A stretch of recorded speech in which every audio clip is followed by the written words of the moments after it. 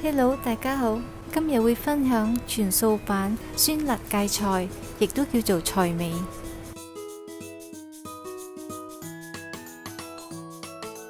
叫菜尾，由於過年嘅時候會食剩好多燒鴨、燒味，又唔想嘥而煮成嘅一道餸。呢個係全素版嘅，我就唔需要儲啲臘味，而用啲豆類嚟代替嗰啲甜味。將啲豆洗乾淨，然後浸佢2粒鐘。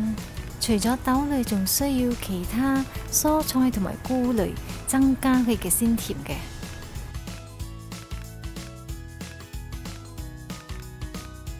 例如會煎香個腐竹皮，同埋加幾嚿豆乾。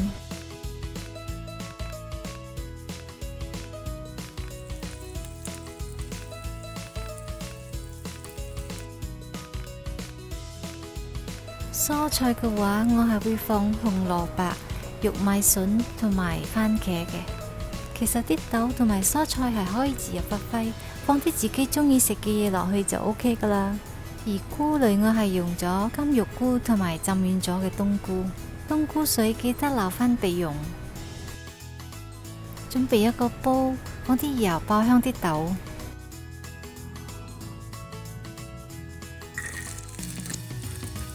呢道餸嘅特點就係越多材料就越好味。炒到微微嘅金黃色，就落幾片嘅薑片。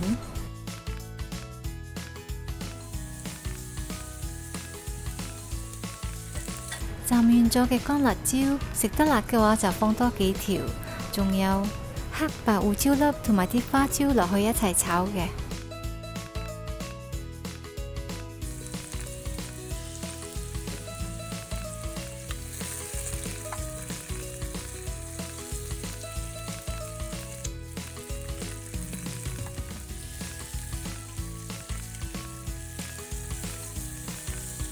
跟住就放冬菇落去煸香佢。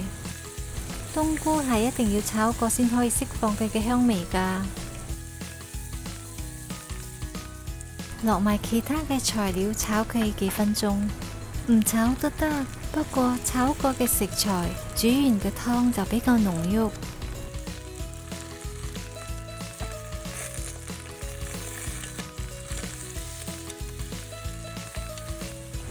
落頭先流起咗嘅冬菇水同埋1000ml 嘅水，搞掂咗豆同埋蔬菜嘅甜味，辣椒嘅辣味，而家就到酸嘅來源啦。我係會用2粒番茄切開佢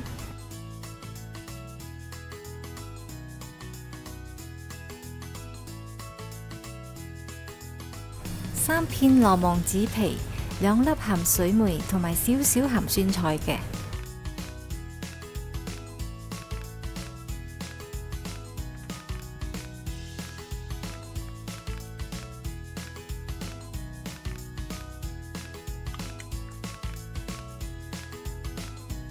冚蓋用大火滾開佢，將所有嘅材料嘅味道釋放出嚟，然後轉中細火煲佢1個鐘。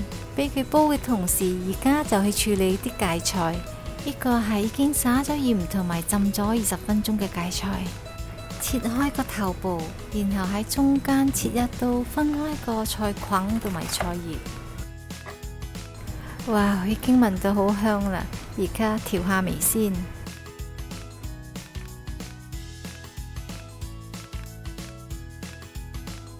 加1湯匙嘅黑醋，俾佢有唔同層次嘅酸味。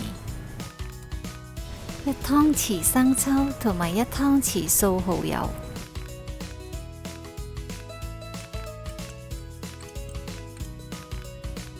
1湯匙老抽上下色。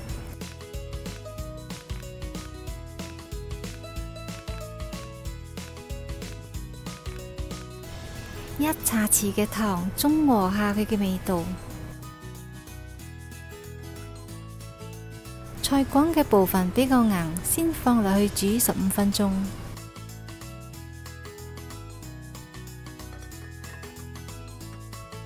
然後落埋個芥菜葉落去，用中火煮佢20分鐘。哇，而家睇落係咪好多呢？煮完之後縮晒水，唔係好多㗎咋。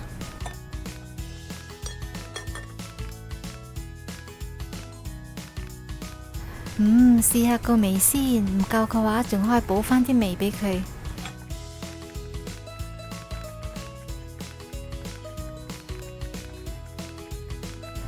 味道甜酸適中，真係好開胃啊！睇下個湯底嘅色澤幾濃郁，